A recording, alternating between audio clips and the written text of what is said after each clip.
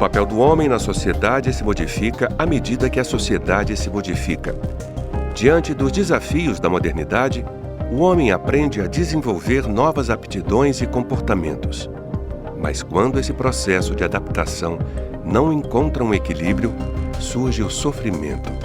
O gênero masculino desponta hoje em estatísticas de homicídio, suicídio e muitas outras doenças mentais, entre elas a incapacidade de falar sobre a dor ou a emoção. Como a saúde pública deve enfrentar esse problema? Existem políticas públicas para acolher e prevenir os estados de sofrimento do homem?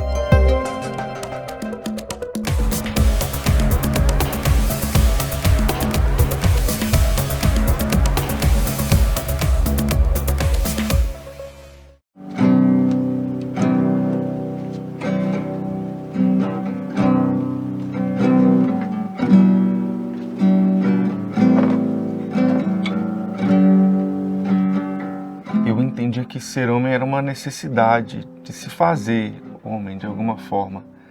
Então, quando você ouve seja homem, podia ter muitos significados. Um deles era não ser mulherzinha, outro era diferente de ser criança, é ser homem, ser adulto, ser responsável. E também quando falam seja homem, era numa tentativa talvez de não mostrar o que se sente. Bom dia, princesa. Bom? Tudo bem? Dormi bem. Quando eu escutava essa frase, eu sempre pensei ao contrário. Falei, não preciso ser esse homem que a galera quer, né? Que as pessoas demandam. Falei, não, vou ser o homem que eu fui criado e ensinado a ser. Então, essa é uma frase que eu escutei bastante, mas não me afetou. Seja homem, talvez seja uma das frases que a maioria dos homens vai lembrar na sua socialização primária, né? E quando a criança está descobrindo um pouco a organização do mundo, como que as pessoas se classificam. E aí é quando elas descobrem que algumas se classificam como homens, outras como mulheres, só que essa frase ela vem carregada de uma série de imperativos, né? Positivações. Então, seja homem, na grande maioria das vezes, significa assim, seja produtivo, seja bem-sucedido, conquiste.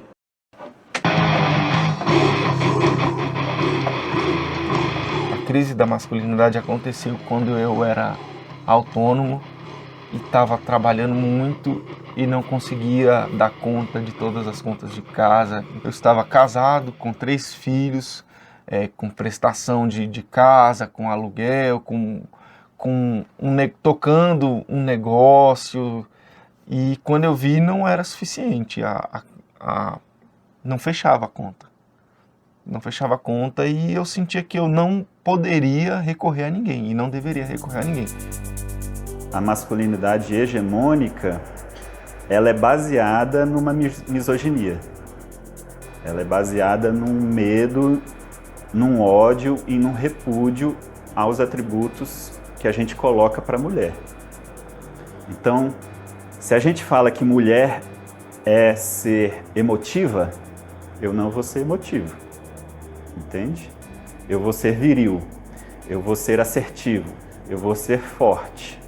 Eu vou ser superior e eu vou colocar a mulher no exato oposto. E na medida que esse lugar de poder vem sido desestabilizado com as mulheres ocupando mais espaços de poder na sociedade, a ideia de masculinidade ela também vai se transformando, né? Essa caixa formatada sobre o que é ser homem, ela vai se tornando mais flexível, assim, né? A crise da masculinidade, ela é um fenômeno que com certeza paira na nossa construção coletiva, né? Na nossa cultura, de uma maneira globalizada. Por quê? Porque as estruturas da sociedade, elas foram se transformando, né? No século XX, os movimentos feministas, eles nascem com uma demanda, primeiro por direitos, né, civis, Depois, por uma problematização e realocação dos papéis sociais, né? As instituições principais, a família, né? O trabalho. E aí começa a existir um debate muito profundo dentro da cultura sobre os afetos, as relações sexuais, né? A liberdade ou não de comportamentos. E todas essas demandas dos movimentos feministas, elas vão se capilarizando. Eu sempre quis ser pai. Não sabia a forma que viria. Eu conheci uma pessoa aos 27 anos, ela também tinha 27 anos. Nós tivemos breves encontros e desses encontros a gente veio a Belinha, né? Ela não queria ter filho, mas eu encorajei porque eu sempre quis ter. Problemas começaram a surgir nas minhas amizades, nos meus relacionamentos. Eu comecei... o álcool passava a ser uma solução. Tudo era motivo para tomar uma cervejinha. Tudo era motivo. Então, se eu conseguia alguma coisa, de repente eu já ia tomar uma cervejinha. Nunca me vi como um alcoólatra, mas eu sempre vi uma relação muito delicada. Eu vejo ainda uma relação muito delicada com o álcool, porque para mim parece ao mesmo tempo um objeto de comemoração, um lugar também que você afoga as mágoas e muitas vezes termina sendo um refúgio.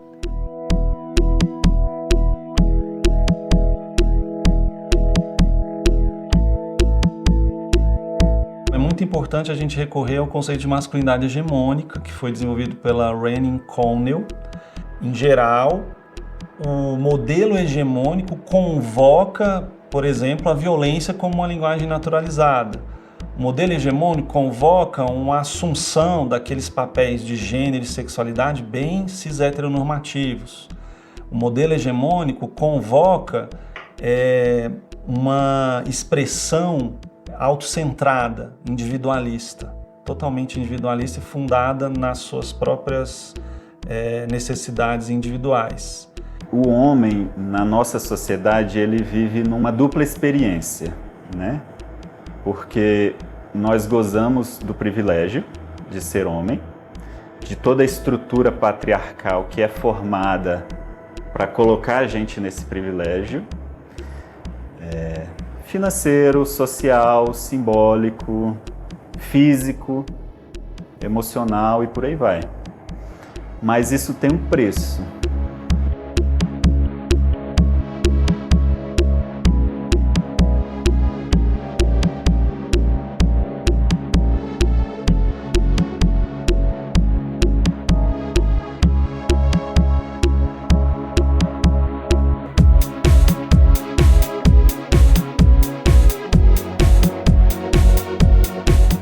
Todos os dados que apontam para uma qualidade de vida, para uma cidadania plena, o homem negro ele está nas piores estatísticas. Eu vou me debruçar aqui sobre duas: a morte violenta e o encarceramento de pessoas. Está lá o homem negro despontando nesses dois lugares. E isso é mais uma prova que o patriarcado ele deu errado, inclusive para os próprios homens, porque os homens eles se suicidam muito mais do que as mulheres. Os homens, eles são, a maioria envolvida em homicídios, em mortes violentas no geral, acidentes de trânsito, lá estão eles, né? Eles são os principais abusadores de quem eles deveriam cuidar, né? De crianças, adolescentes. Então, olhar para esse público através da criminalização não vai nos dar muitas respostas.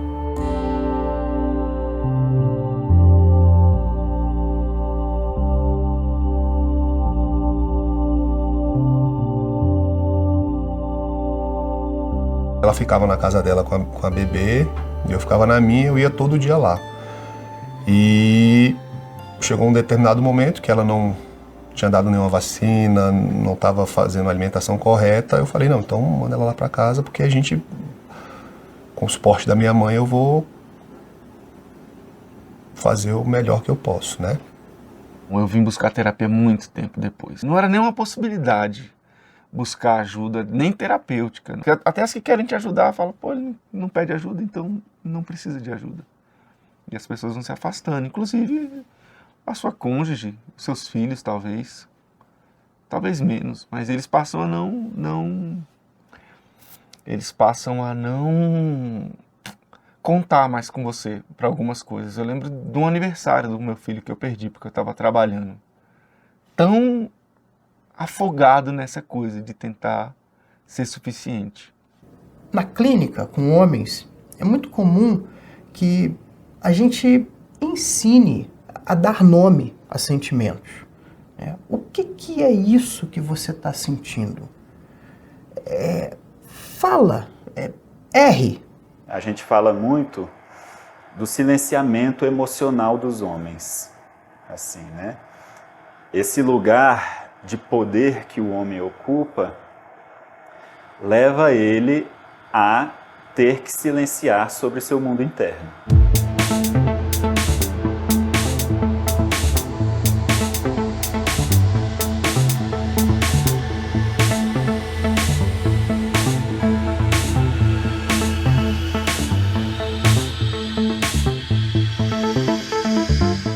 A lexitimia, ela é então digamos, o nome que a gente pode dar para quando esse estado ele se tornou patológico e crônico, né? E eu poderia dizer que não diagnosticados existem milhares de homens, né, com esse fenômeno.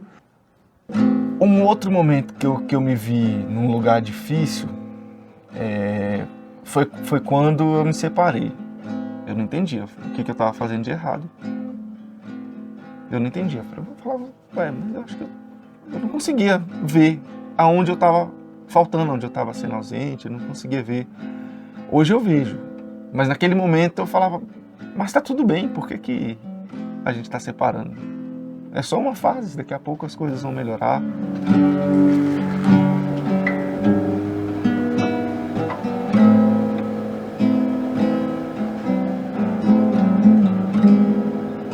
Quando a Bela chegou, eu tive a licença paternidade, só que ela não atende, né? O que eu fiz para resolver esse problema? Foi uma oportunidade que apareceu e eu usufruí. A minha empresa, na época que eu trabalhava, era empresa terceirizada e de tempos em tempos terminava os contratos, aí você era demitido, era contratado em outra empresa. Aí eu tinha um FGTS bom e quando eu fui demitido dessa empresa, eu falei, vou ficar em casa. Até esse dinheiro acabar, depois eu tenho meus contatos, meus amigos. E depois eu volto pro mercado aí, sem problema nenhum.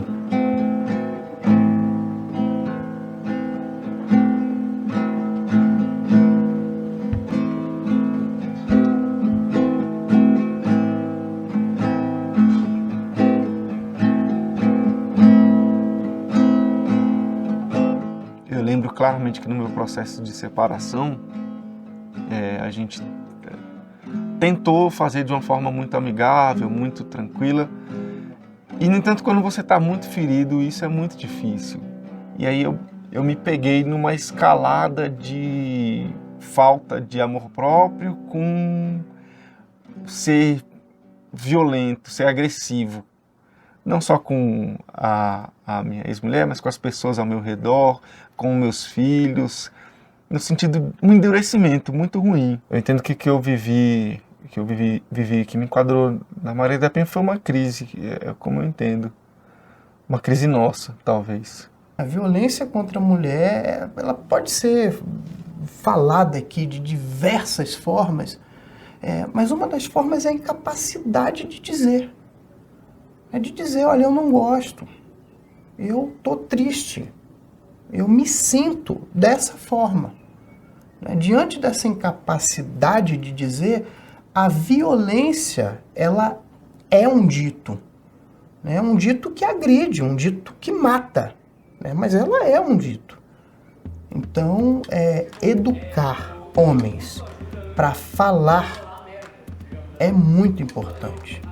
Eu diria que é uma questão de saúde pública, diante dos números de feminicídio que a gente tem no Brasil. Eu conduzo grupos de homens há muito tempo já, né? E a grande dificuldade do homem é exatamente estar num ambiente com outras pessoas, onde ele vai ser exposto a falar ou a revelar, a expor a sua subjetividade. Então, são homens muito diferentes também entre si, né? Mas que às vezes, caramba, aquele cara que eu achava que é tão diferente também está vivendo uma coisa que eu também vivo. E ele está tendo uma resposta diferente para aquele drama que ele está vivendo.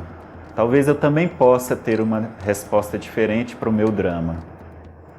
Olha só, ele está triste e ele chorou. Talvez eu também possa me permitir chorar. Entende? Ou talvez eu possa me permitir falar sobre, né? Eu sabia que eu estava errado. Eu já sabia. Eu entendo que foi importante a intervenção jurídica porque pôs um ponto final. Perceber isso, acho que me permitiu voltar de novo uns passos para trás e tentar falar, pô, peraí, o que eu estou fazendo de errado?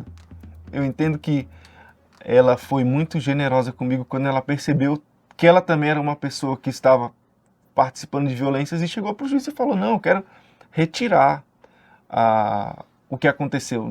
Aí ele falou, não tem volta o que você fez, não tem como retirar, não tem como tirar o processo. E aí ele fez uma reunião online em que ele falou, ele colocou, olha, parece que o que estava acontecendo já está resolvido, parece que já resolveu, então, mas me penalizou, né? Me sentenciou a fazer o curso, o grupo, com um grupo reflexível de homens.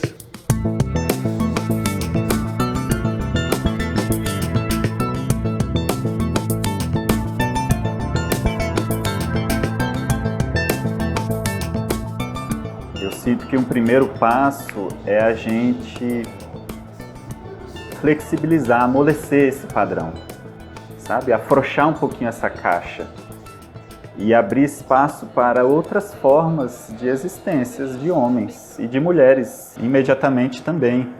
A gente flexibiliza esses dois papéis. Então eu posso ser um homem que eu tenho também coisas que socialmente a gente colocou para a mulher. Eu sou um homem que eu posso também ser emotivo. Eu sou um homem que eu não preciso ser assertivo sempre. Eu não preciso ser provedor, eu não preciso ser viril. Eu posso sair desse ideal e dessa caixinha. E no primeiro dia que eu cheguei no curso, eu entendi que aquilo seria muito importante para mim. Então, o curso, salvo engano, foram 8 encontros, 8 segundas-feiras à tarde. Tinha dia que a Denise desistia da gente. Eu falava, não, galera, desse jeito não dá. Porque quando junta um monte de homem, a gente vai falar besteira, vai sair besteira. Dificilmente, se não tiver uma pessoa para dar o norte, a gente ia falar do futebol, a gente ia falar da gasolina alta, a gente ia falar de qualquer coisa, menos do cerne do que é ser homem. É preciso perceber que você também é culpado das suas atitudes. Você também é responsável pelas suas atitudes. Nem tudo é só reação. Que elas deixam isso muito claro e a gente tem essa percepção de que é uma história que você constrói junto com o outro, seja no seu trabalho, seja na sua casa, seja nas suas relações de amizade, seja nos seus afetos. Eu, como pai, fui muito dedicado. Eu sou assim, sempre fui. Só que com a Bela, até um certo ponto, eu consegui fazer só isso e no meu coração eu achava que estava ok, mas quando ela foi crescendo e se expressando, ela começou a demandar de mim isso verbalmente, né? Tanto para terapeuta quanto para mim mesmo. Ela chega de vez em quando, ela me dá umas desabafadas assim, de que eu não sou carinhoso. Então isso, como eu sou muito observador de mim mesmo, eu comecei a ver que isso era uma verdade. E não só com ela, né? Com outros pares de vida, com minha mãe, com a minha esposa. A Roda de Conversa de Homens Negros de Brasília é um grupo que eu estou mais próximo, né? E ela nasceu de uma necessidade de homens negros conversarem entre si, conversando sobre temas muito complexos, como amor afrocentrado, saúde do homem negro, paternidade, ancestralidade. Então, já tem seu feito aí, né, muito bonito, né? Esses homens, assim, o que acontece ali a partir dessa troca, essa educação, né? Essa educação que eu te falei, de aprender a dizer, aprender a conversar, aprender a ser questionado, eu diria assim, mais vida para esses homens. Tem uma questão em termos de políticas públicas que, ao meu ver, ela é central, que é a questão da saúde masculina de um modo geral. Isso a gente não pode negar, né, que dentro dos indicadores de mortes por causas evitáveis, né, e também mortes derivadas de alguns adoecimentos que poderiam estar ligados a comportamentos ditos masculinos, como, por exemplo, drogadição, alcoolismo, e o próprio suicídio, né, que hoje os homens, no mundo de um modo geral, tendem a se matar muito mais do que as mulheres, embora a gente tenha um indicador de que as mulheres são muito mais diagnosticadas com depressão do que homens, né? Todos esses indicadores, todas essas tendências demonstram que a gente precisa construir, em termos de políticas públicas, processos de conscientização, inclusão, especialmente de homens de camadas populares, nessa dimensão do cuidado.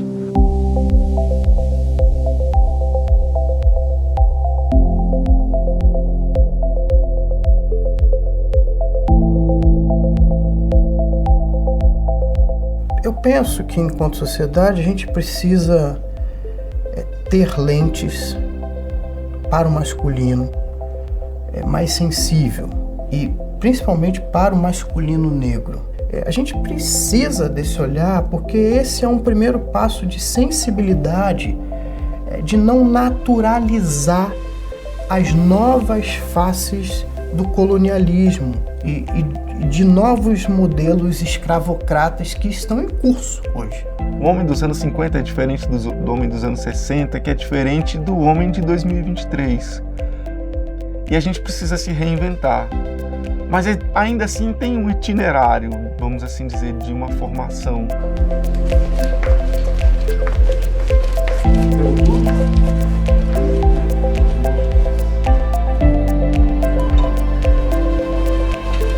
A dela, ela trouxe essa observação a mais para mim. Então eu muitas vezes tenho que parar, não, tenho que... Ainda é muito racional para mim, sabe?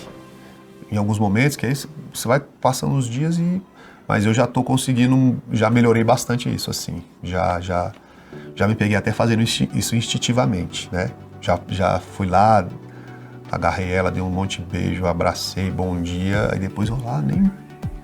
Que massa, tô evoluindo, sabe? Mas é uma coisa que também foi árdua, assim. Está sendo, né? Porque a gente está sempre evoluindo.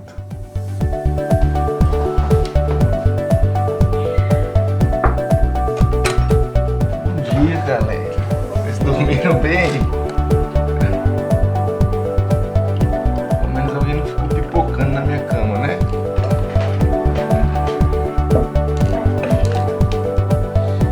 Eu tenho 3 filhos, nós moramos juntos aqui. De manhã a gente se organiza e eu trabalho no período da tarde. Então, despacho todo mundo para a escola e vou trabalhar. E chego depois de todo mundo já estar em casa, organizando para outro dia novamente. A mãe deles me ajuda, me auxilia, busca na escola quando precisa, leva para o futebol também. Mas eles também têm uma certa autonomia, estudam perto. Quem não consegue ir para a escola sozinho tem a van que busca, e a gente hoje tem uma organização bem sólida como família. Eu toco o barco, vamos assim dizer, eu sou o responsável por eles. Mr.